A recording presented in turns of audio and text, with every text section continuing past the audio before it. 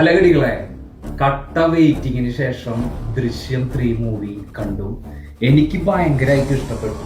Part 3 നിരാശാക്കിയിട്ടില്ല. Jithu ജോസഫിന്റെ ആ ഒരു സംഭവം ഉണ്ടല്ലോ, ആ ഒരു മൈൻഡ് സാധനം അവൻ വീണ്ടും 3 കൊണ്ടുവന്നിട്ടുണ്ട്. പാർട്ട് 1ഉം പാർട്ട് 2 നമ്മൾ കണ്ടതാണ്. അതിൽ ജോർജ് കുട്ടിയുടെ ക്യാരക്ടർ എന്താണ്?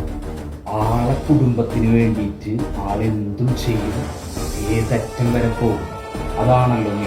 അതേപോലെ തന്നെയാണ് പാർട്ട് 3 പടം റേഞ്ചിലേക്ക് എത്തിക്കാൻ വേണ്ടി ജിത്തു ജോസഫ് ഏത് ലെവലിലേക്കും പോകും. അതാണ് ഈ പടത്തിലുള്ളത്.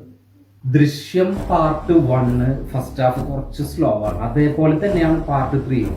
ഫസ്റ്റ് ഹാഫ് സ്ലോ ആയിട്ടാണ് ജിത്തു ജോസഫ് ഈ മൂവി എടുത്തിട്ടുള്ളത്. പക്ഷെ ഇന്റർവെല്ലിന്റെ ആ ഒരു മുന്ന് തൊട്ട് പിന്നെ മൂവി ഭയങ്കര എൻഗേജ്ഡ് ആണ്. കിടിലൻ ക്ലൈമാക്സ് കൊണ്ടുവന്നിട്ടുണ്ട്. ജിത്തു ജോസഫിന്റെ സെയിം പരിപാടി, ആ ഒരു സംഭവം കൊണ്ടുവന്നിട്ടുണ്ട്. നമ്മൾ മൂവി കാണുമ്പോൾ അല്ലെങ്കിൽ ആ പടം കാണുമ്പോൾ നമുക്കറിയാൻ പറ്റും എന്തോ ഒരു സംഭവം ഈ പടത്തിലുണ്ട്. അതേപോലെ നിരാശപ്പെടുത്തിയിട്ടില്ല. എല്ലാവരും പോയിട്ട് കാണാം, ഫാമിലി ആയിട്ട് കാണാം. വേറെ റേഞ്ച് മൂവിയാണ്, സൂപ്പർ മൂവി.